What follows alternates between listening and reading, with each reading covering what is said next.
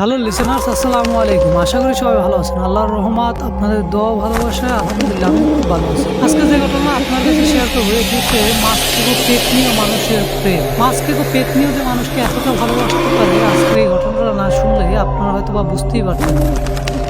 ঘটনাটা 2018 সালের। আমি ঘটনাটা যেভাবে শুনেছি ঠিক সেভাবে করে বলার চেষ্টা করতেছি। আমি ঘটনাটা শুনেছি আমার এক কাজিনের কাছ থেকে। আর ঘটনা যার সাথে ঘটেছে তার নাম হচ্ছে শান্ত। শান্তরা দুই ভাই, শান্ত ও স্বাধীন। আর কোনো ভাই বোন না থাকায় বাবা মায়ের চোখের মনি বলা যেতে পারে তাদেরকে দুজনকে। তাদের দুজনকে সবসময় তার বাবা মা চোখে চোখে রাখে, দেখে রাখে আর প্রচণ্ড পরিমাণে ভালোবাসে। তারা ক্লাস 10-এ পড়ে। দুই ভাই যমজ হওয়ায় দুই ভাই একই ক্লাসে পড়ে, ক্লাস 10-এ। ক্লাস 10-এ তাদের পরীক্ষা সামনে, সেই জন্য পরীক্ষার প্রস্তুতি নিচ্ছে। তখন শান্তর একটু বাজে অভ্যাস আছে, সেটা হচ্ছে সে মাছ ধরার নেশা আছে তার। সে যেখানে শুনবে মাছ ধরা হচ্ছে সে সেখানে চলে যাবে, তাতে কেউ বাধা দিয়ে তাকে রাখতে পারে না। সে ঘর থেকে পালিয়ে হলেও সেখানে চলে যায়। ঠিক এরকম করেই একদিন বর্ষার সিজন, চারপাশে পানি থই থই থই থই করে, কোথাও কিছু দেখা যাচ্ছে না। যেদিকে দু চোখ যায় শুধু পানি আর পানি, বর্ষার পানি। এই দিনে মানুষ সবাই মাছ ধরে। সব মানুষ যেরকম মাছ ধরে, শান্ত স্বাধীনও ওই রকম মাছ ধরে। তো ঘটনার দিন শান্ত স্বাধীন এরকম সন্ধ্যাবেলা পড়তে বসছে, তখন শুনে বাড়ির পাশে সবাই মাছ ধরতে যাচ্ছে বিলে। সেটা শুনে শান্ত স্বাধীনও মাছ ধরতে যাওয়ার জন্য বাহানা ধরল, কিন্তু তার বাবা মা তাদেরকে বাধা দিল, তারা আর যেতে পারলো না। তো শান্ত, আগেই আপনাদের বলেছি যে ওর হচ্ছে মাছ ধরার একটা নেশা। ও মাছ ধরা ছাড়া আর কিছুই বুঝে না। যদি শুনে যে এখানে মাছ ধরা, সেখানে ও চলে যাবে যে কোনো ওয়েতে। তো ওই দিনও আর তার ব্যতিক্রম কিছুই হলো না। শান্ত স্বাধীনকে ওর বাবা মা বাধা দেয়, শান্ত স্বাধীন বাসায় শুয়ে আছে। স্বাধীন ও শান্ত এক বিছানায় শুয়ে থাকায় শান্ত দেখলো যে স্বাধীন একটু ঘুম পড়েছে, তার চোখে ঘুম ঘুম ভাব চলে আসছে।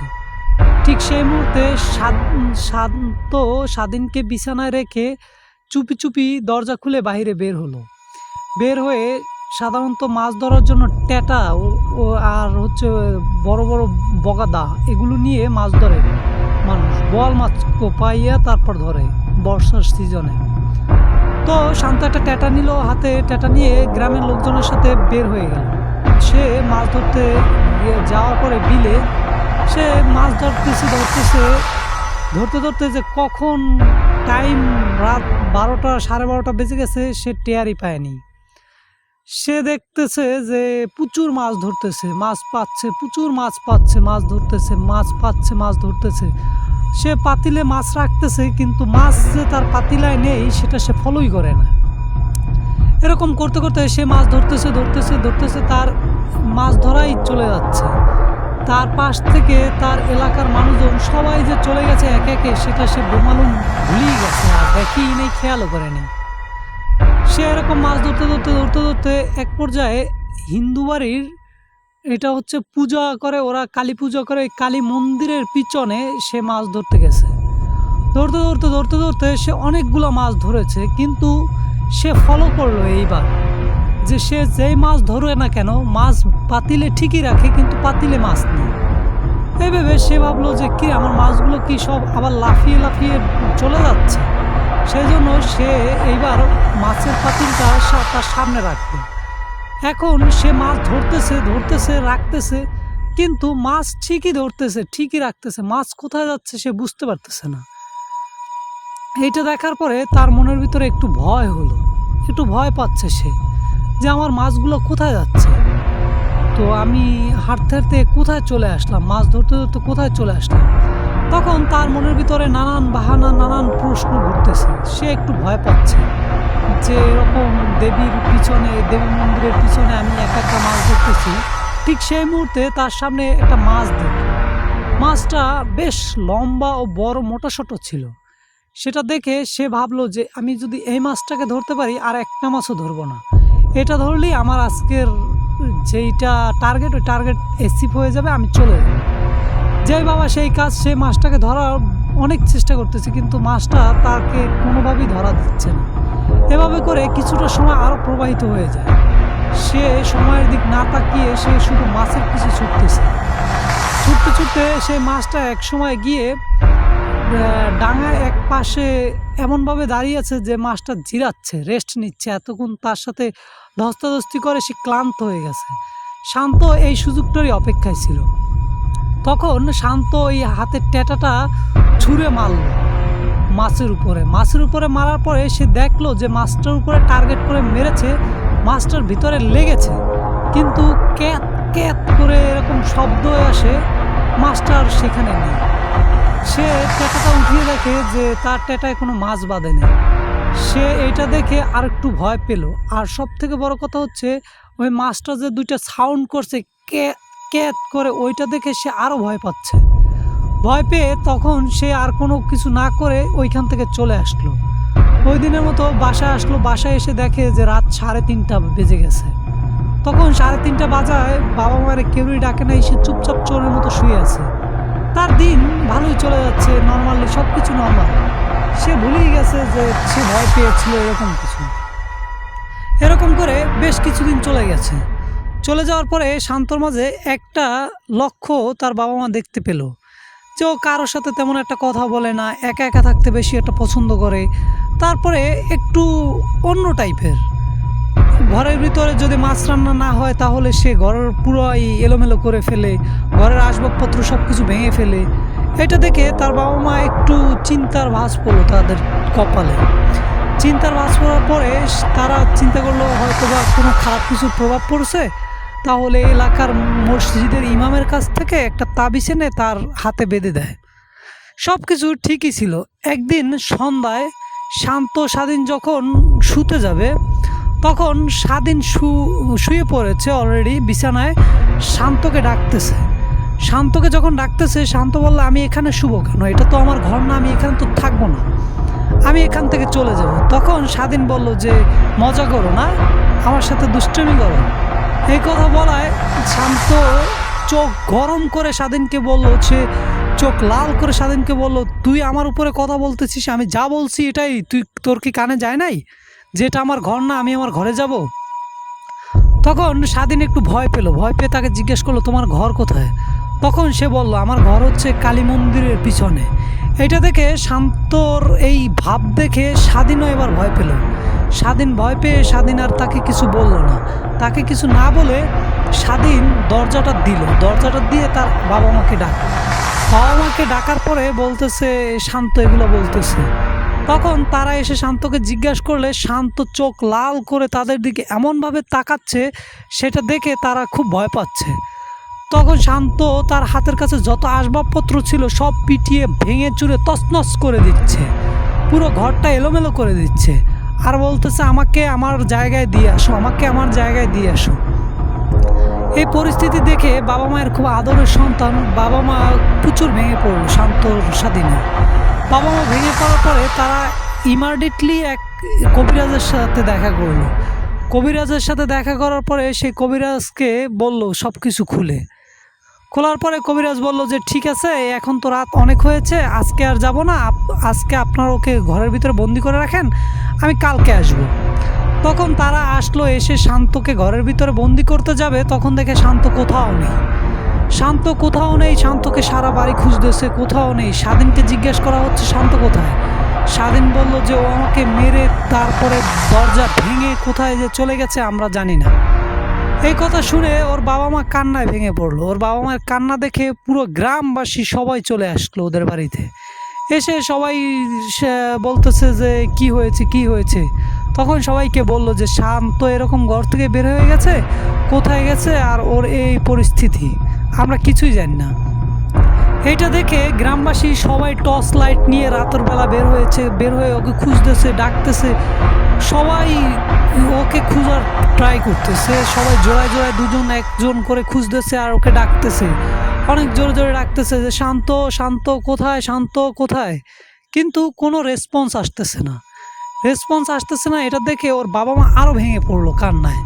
তখন স্বাধীন আর ওর কিছু বন্ধু মিলে বলল যে ও তখন বলেছিল যে ওর বাসা হচ্ছে কালী মন্দিরের পিছনে, তাহলে চলো আমরা কালী মন্দিরের পিছনে গিয়ে দেখি ও সেখানে রয়েছে কিনা।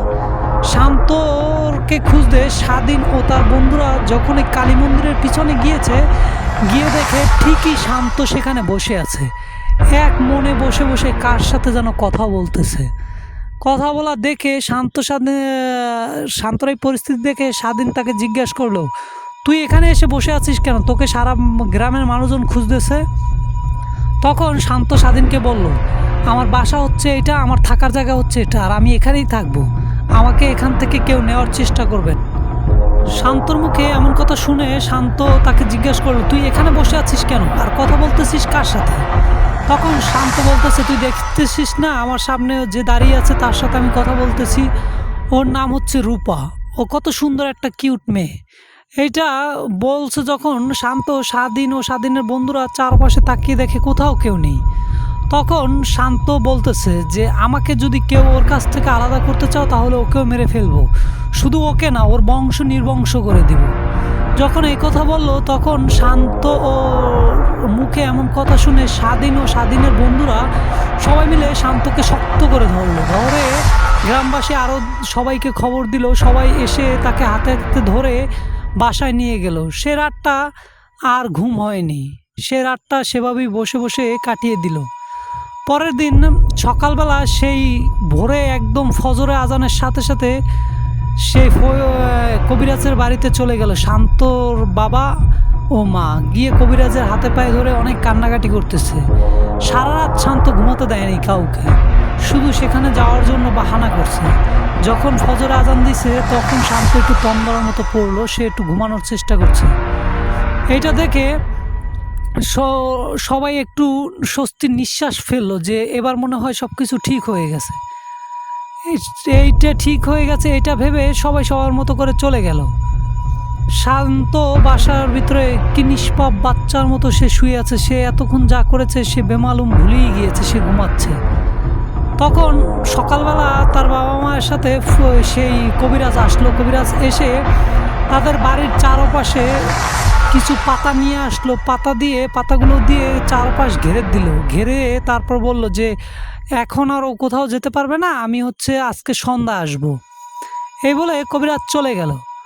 কিন্তু আসরের পরে শান্তর ঘুম ভাঙলো। ঘুম ভাঙার পরে সব কিছু ঠিক ছিল, শান্ত খাওয়া দাওয়া করলো, সব কিছু স্বাভাবিক। রাতে যা হয়েছে সেটা সে ভুলেই গিয়েছে।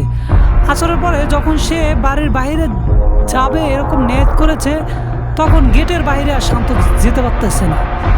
আর গেটের বাইরে যখনই সে পা রাখতেছে তখনই সে চিৎকার করতেছে আর বলতেছে, বাবারে মারে, জ্বলে গেল, পুড়ে গেল, কে এমনটা করলো, কে কি করলো?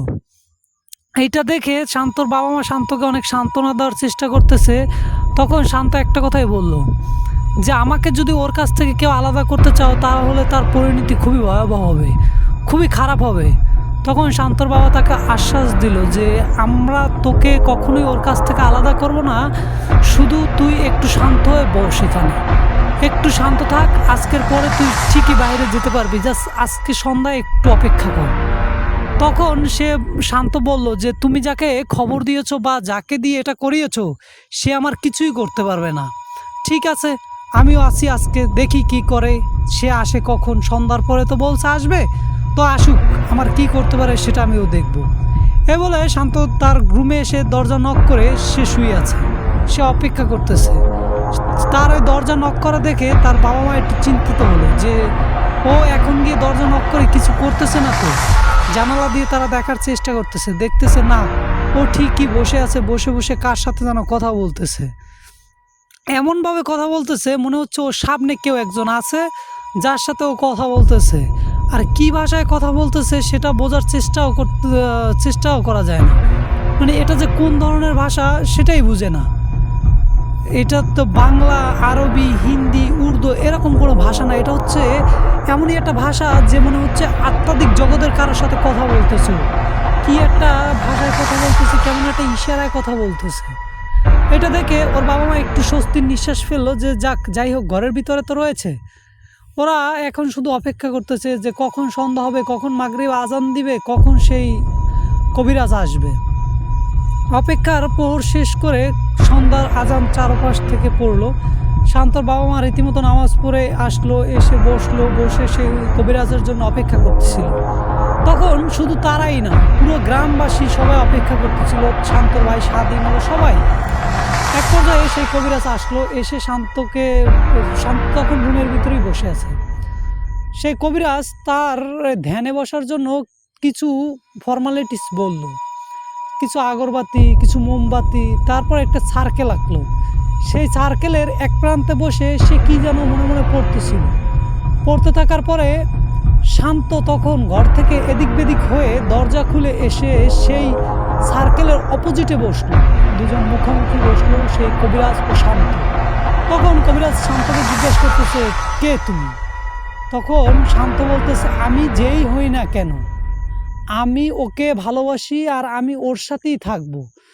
যদি কেউ এর সাথে বাধা দিতে আসে তাহলে তাকে, তার বংশ আমি নির্বংশ করে ছেড়ে দিব। এই কথা বলায় কবিরাজ কিছু আর তাকে বলল না। কবিরাজ কিছু না বলে কবিরাজ কি যেন তন্ত্রমন্ত্র করে কি যেন বিড়বিড় করে পড়তেছে, পরে বলতেছে, ঠিক আছে তুই তো এভাবে যাবি না, তাহলে ঝাঁটা আর জুতো নিয়ে আসে।